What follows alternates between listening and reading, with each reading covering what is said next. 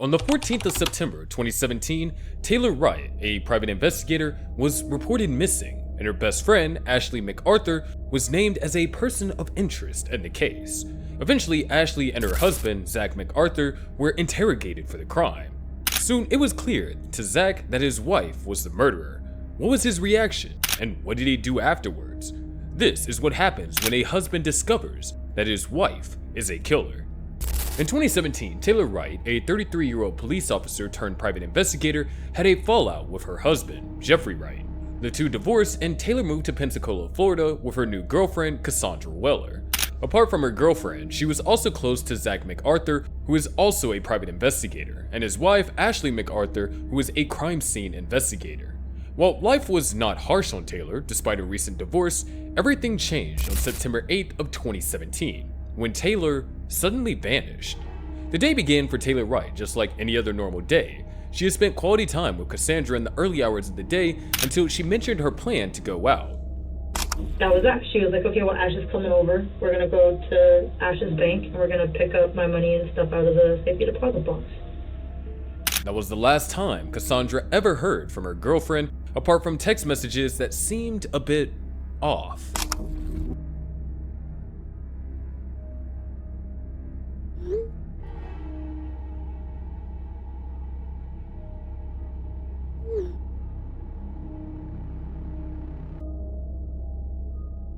Since then, Cassandra tried to reach Taylor but could not.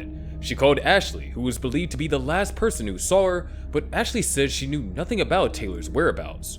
On September 14th, 6 days after Cassandra could not reach Taylor, she went to the Pensacola Police Department to file a missing report. The police started their investigation by calling Ashley in for an interview, as she was the last person to see Taylor.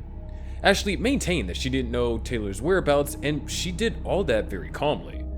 After Taylor, the police called in Cassandra for an interview, as she was also suspected in the case. Cassandra provided information about how Taylor's day went on September 8th of 2017, stating that she was last seen by Ashley MacArthur. Finally, Ash called me and Ash was like, hey, we're up at my mom's house, which is up in Milton. They own a farm. She was like, Taylor's broke down and cried twice today. I'm like, what is going on? She also mentioned that Taylor spoke to her about Ashley's awkward behavior whenever she asked her for something that belonged to her, a sum of $34,000. Something just wasn't right with Ashley. She wasn't sure if Ash had her money or not. Because Taylor had been trying to get the money out of Ash's safety deposit box, Taylor said, for like 4 or 5 days. That information gave the investigators a lead that Ashley might have a reason to harm Taylor, and so they obtained a search warrant to check her transaction records.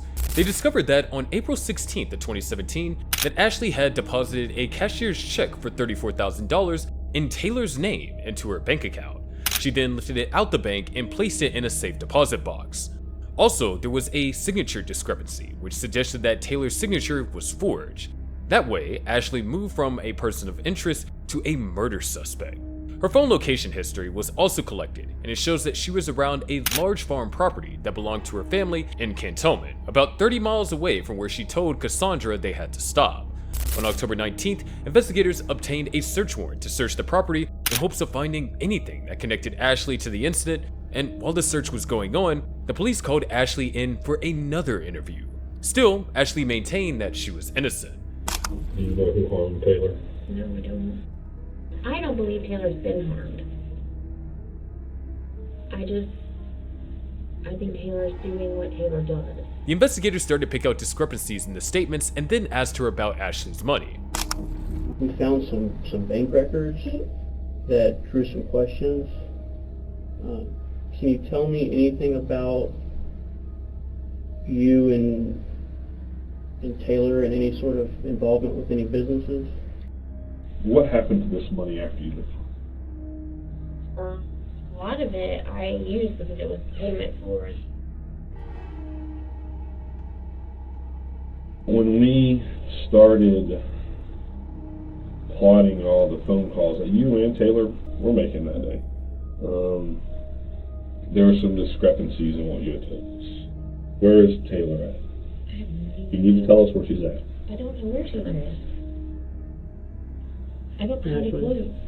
It was becoming clearer with each question that Ashley was not clean. but still she feigned ignorance concerning all that she was asked.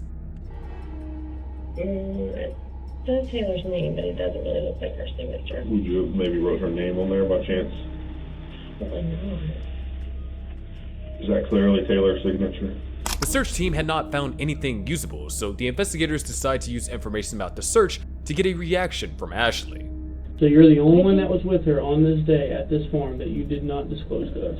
I didn't do anything I'll to tell her. you this, if she's at that farm, we're gonna find her because we're executing a search warrant out there right now. However, after 4.5 hours of search and interrogation, nothing could be pinned on Ashley, so she was free to go back home. While investigators strongly suspected Ashley, they felt that if she harmed Taylor, she may not have been able to pull it off alone. One of the reasons is Ashley had back pain, so it's unlikely that she would have hit the body on her own. This made the investigators call in Zach MacArthur, Ashley's husband. You know, we're going to kind of go over just what all information you may have for us to help this situation out. Whatever you mean. To find out if Zach had any reason to murder Taylor, the investigators tried to find out about the relationship. Although Zach didn't really like associating with Taylor, he maintained a fair relationship with her. And in that time, did you guys ever have a falling out or? Never. Zach also revealed that Taylor usually disappears for days, cutting off contacts. One of the reasons why Zach felt that he shouldn't get too close to Taylor. Like I would just pick up little lies from her. So, and it just, stuff just didn't start seeming right. And she would disappear for days. You couldn't get her on the phone. Greg and I would try to call her. You couldn't get her on the phone. It soon became clear that Taylor and Ashley became friends through Zach and visited the family often. However, Zach mentioned his displeasure about this. He believes that Taylor had a drug problem, and so he wanted her far away from his family as much as possible. But Ashley maintained a strong friendship with Taylor regardless.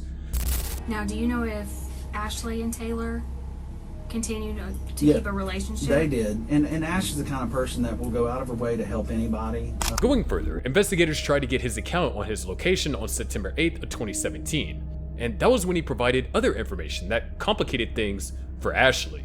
On the 8th of September? It's very, I can't remember shit, but I'm trying to do the very best I can so I could tell y'all the best I can. I know I ate at lunch at the seafood. I went to the bank yesterday to pull my statement. I know I ate lunch at the seafood place at 9 Mile in Pine Forest. I ate there. And I remember eating by myself, and I remember Ash not being able to make it because she was tied up with work. It soon appeared that Zach didn't know his wife that much. Ashley was the one who managed the home's finances, leaving Zach in the dark. And when he was asked about Taylor's money, he had this to say. Do you know anything about this money that Taylor had given you all? No, absolutely not. She's never given me anything. Absolutely. But I mean, I read in the online or whatever what you're talking about. No, I've never got anything like from that. No. Okay. Do you know anything about your wife? Funnily enough, Zach only found out about the account issue on the news. His wife never told him about it.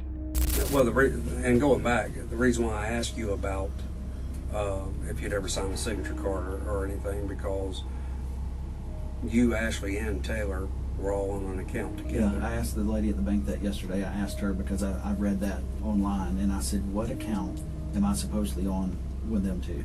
And she told me it was that Purely Southern account, and that Taylor got put on there by a form. Okay. But did you sign a form to be put on that account? I'm sure Ash put me on that account when she opened it. With Zach's expertise as a private investigator, he understands why the investigators were asking him those questions. He knew his wife must have done something, but he just couldn't wrap his head around it. The investigators asked him what he thought about all that he's seen on the news about his wife, and his answer was even more concerning. Hell, it's all over the news. Yeah. You've read it. Yeah, I've read Right. it, and I'm And I mean, trying to swallow it and figure it out. I mean, it's like it's terrible.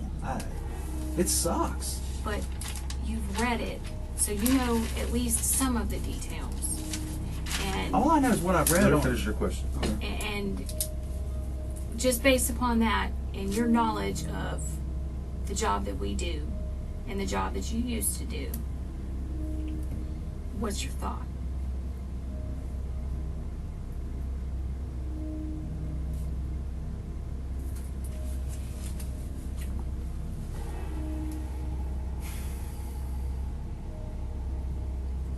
Feelings aside. Just logically. We didn't just fucking show up at Britt Road. I can't see her doing something like that. I mean, she's super intelligent. You know, she's got a Master's degree. yeah, or is it master's or I don't know, one of the two. And that's just sloppy. I mean, that's sloppy shit. It sounds like Zach was not too surprised that his wife would have committed a murder, but thought that she was smarter than the way that she carried out the whole crime. Well, Zach's phone record was soon obtained, and it confirmed that Zach was innocent. But in Ashley's case, she was not free for a long time.